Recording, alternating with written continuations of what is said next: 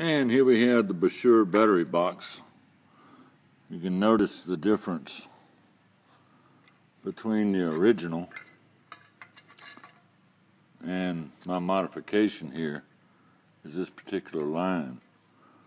The original had the holes drilled in it and actually was farther forward than what this one is. I shortened it because basically you didn't need all that sticking into the engine compartment. So, in order to mount it to the firewall and still be able to retain the actual function of the tie down or the hold down bracket, I'll have to mount it off the firewall with a few little bushings that I've had made, and I'll show you how they'll work in just a moment. Okay, in order to secure it to the firewall, like you see here, I've done with a Cleco.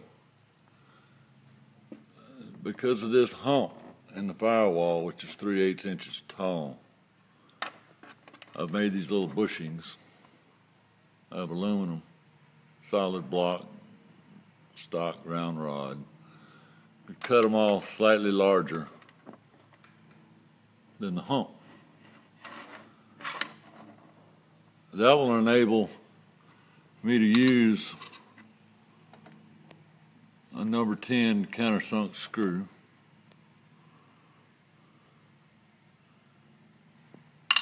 and install in place on the firewall, well, you can't really see it, a floating nut plate. Probably out of focus. Anyway, once the nut plates are installed in the firewall, I can add the bushing, drill a hole through it, and run the countersunk screw through the hole right into the nut plate in 4 locations. 1, 2, 3, and I don't know what I'm going to do about this one down here yet in the bottom, mainly because the heater, you got to avoid, there's a row of rivets across here. It's got the heater duct on the inside, so you've got to avoid having a blind spot in order to mount the rivet there. So my plan is to use a piece of angled aluminum. Well, that's not good. Let's try this again. Use a piece of angled aluminum similar to that. I'm going to brace the bottom with a countersunk screw. And perhaps that'll help. It'll actually mount one screw straight down through here, and the bracket will rivet right here. So hopefully that'll secure everything in place. Because of the problem with the Clecos,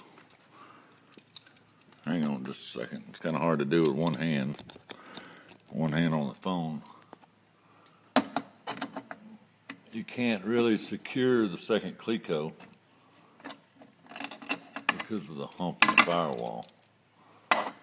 Still got a wobble, so once you get the spacers in place, that ought to take care of everything and still allow this to function properly, even though you won't be able to push it out the back side.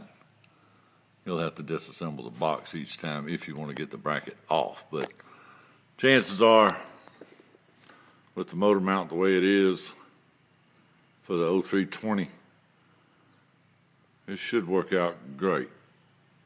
I cut off this vertical beam here on the inside.